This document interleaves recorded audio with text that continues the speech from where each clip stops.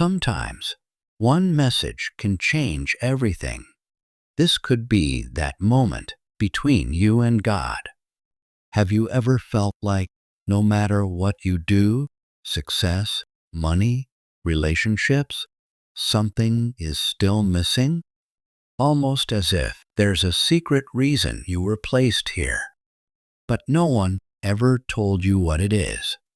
What if I told you that everything happening in your life, the struggles, the delays, the breakthroughs, even the pain wasn't random? What if every step, every moment, was part of a plan far greater than you could ever imagine? Here's the suspense. Most people will go through their entire lives without ever discovering that reason. They'll chase distractions, build wealth, maybe even achieve fame, but still feel empty because they never uncovered the one truth that explains why they were brought here. And in the next few minutes, I'm going to walk you through that truth, piece by piece, layer by layer. Because once you understand it, you will never see your life the same way again. But be warned, what you're about to hear will challenge you, excite you, and maybe even scare you. Because the reason you were brought here is bigger, heavier, and far more urgent than you realize. Life has a way of making us question ourselves. Each morning we rise, go through our routines, navigate the chaos of schedules, responsibilities, relationships, and ambitions. And somewhere in the middle of it all, we pause and wonder, is this it? Is this really why I was brought here? Surely there has to be more than just survival, more than just paying bills and racing through tasks. Surely there must be something deeper, something eternal, something that explains why we exist in this particular moment in history. That quiet voice in the back of your soul, the one that stirs when life feels empty, the one that aches when you see suffering, the one that dreams when you imagine what's possible. That voice is not random. That voice is divine. It is God whispering that you were brought here for a reason. And that reason is not small. It is not accidental. It is not optional. It is woven into the very fibers of your being, stitched into your DNA, and written across the timeline of your life. Some try to ignore it. Some try to bury it beneath distraction or comfort, but it never disappears.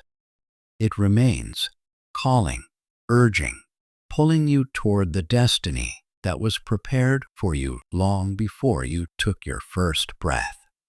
When we examine the lives of people who lived with extraordinary impact, we see a common pattern. They did not stumble into purpose by luck. They recognized that their existence was intentional. They realized that life was more than possessions, more than prestige, more than fleeting pleasures. They recognized their burden, their gifts, and their opportunities, and they answered the call. And so must you. The restless search for meaning. There is a restlessness that no amount of money can quiet. Wealth alone cannot satisfy it. Pleasure cannot numb it forever. And distraction cannot erase it. It is the restlessness of a soul that knows it was made for more. Look at the culture around us. So many people chase temporary highs. They pursue material success with an intensity that borders on obsession.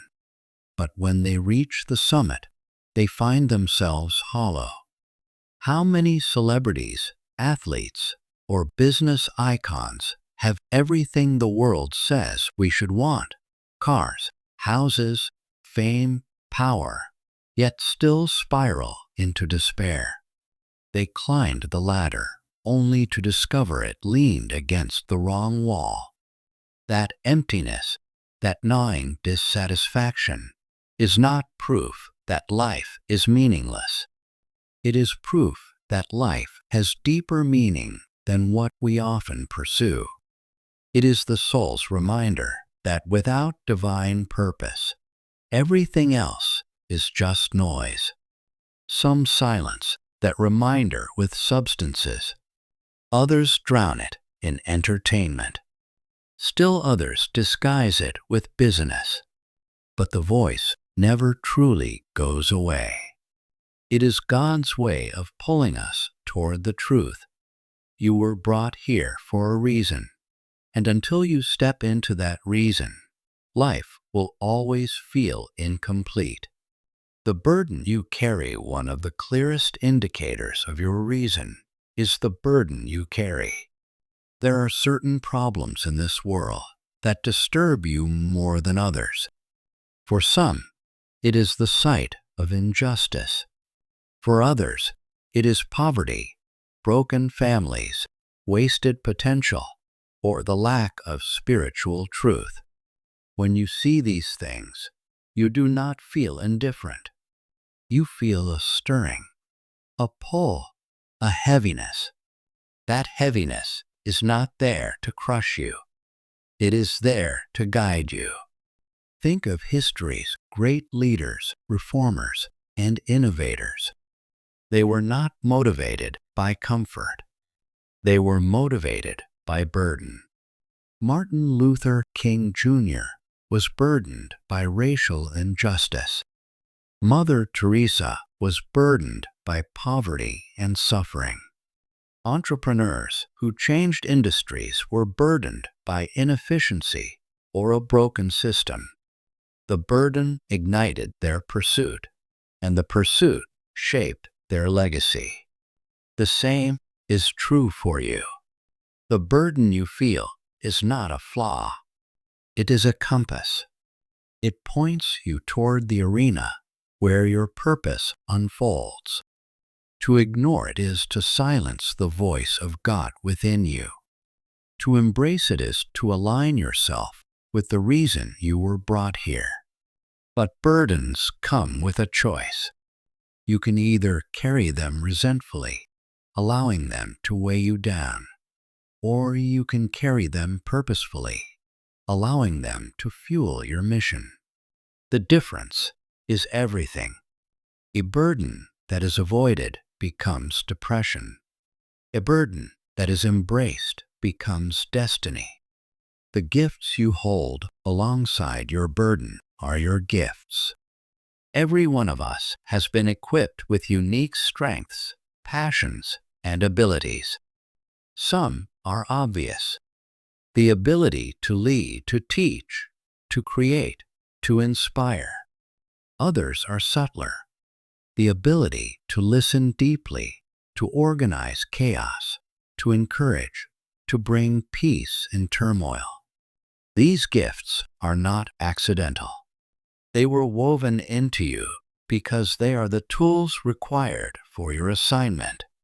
Just as a carpenter needs hammer and nails, just as a musician needs instruments and strings, you need your gifts to build the impact you were sent to make. Here's the tragedy. Many people downplay their gifts. They convince themselves that what they have is ordinary, unworthy, unimpressive. But that is a lie. What seems small to you may be the very thing someone else desperately needs. Think about it. A doctor's gift saves lives. A teacher's gift shapes the future. An entrepreneur's gift creates opportunities. A mother's gift raises the next generation. A speaker's gift ignites movements. Every gift matters. The world tries to rank gifts, glamorous gifts on top, humble gifts at the bottom. But God sees differently. He equips each person according to their mission. That means your gift, no matter how unnoticed it feels, is critical to your reason for being here. Your task is not to envy the gifts of others, but to cultivate the gifts within yourself. Sharpen them, develop them, master them, because when your gifts meet your burden, your calling is revealed. The opportunities around you purpose is not only internal, it is also external. It shows up in the opportunities that surround you. Too often, we dismiss opportunities as coincidences, chance encounters, or strokes of luck. But what if they are none of those? What if they are orchestrations? What if they are divine setups designed to pull you into your reason? Think of the people who have crossed your path at just the right time. The mentor who gave you advice when you needed direction. The job opening that aligned perfectly with your skills. The invitation that opened a new world of possibilities. These are not accidents. They are hints, nudges, divine alignments. But here's the challenge. Opportunities are time-sensitive. Doors do not stay open forever. The tragedy of hesitation is that the chance of a lifetime often has a deadline. If fear or doubt keeps you standing still, the door eventually closes.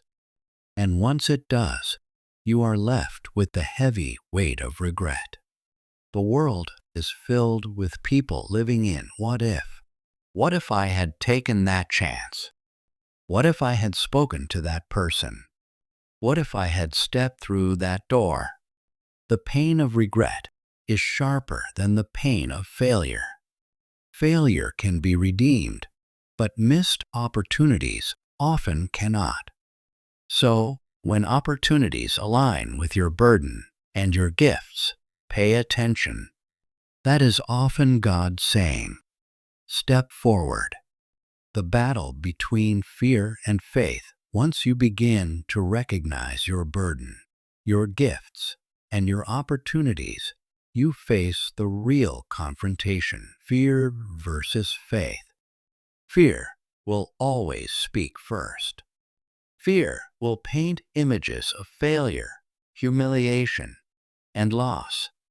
It will whisper that you are not ready, not capable, not worthy. But faith speaks louder if you allow it. Faith reminds you that you were not meant to walk this road alone. Faith reminds you that God equips those He calls.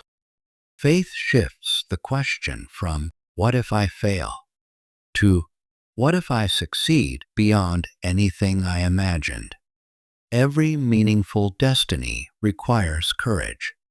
Comfort zones may feel safe, but nothing grows there. If you allow fear to govern your choices, you will always live beneath your potential. But when you let faith lead, you step into arenas far greater than yourself. The call to growth, recognizing your purpose, is one thing. Living it is another. That requires growth. God may give you gifts, but it is your responsibility to sharpen them. To neglect growth is to waste what you have been given. Growth requires humility, the humility to admit that you do not know it all, that you have more to learn, that you must stretch beyond what is comfortable. It requires discipline, the discipline to put in the hours, to refine your craft, to build your character. And it requires consistency, the ability to show up daily, even when you do not feel like it. The truth is, the wealth you desire, the influence you crave, the fulfillment you long for, All of it flows to those who refuse to remain stagnant. Growth is the bridge between your potential and your reality.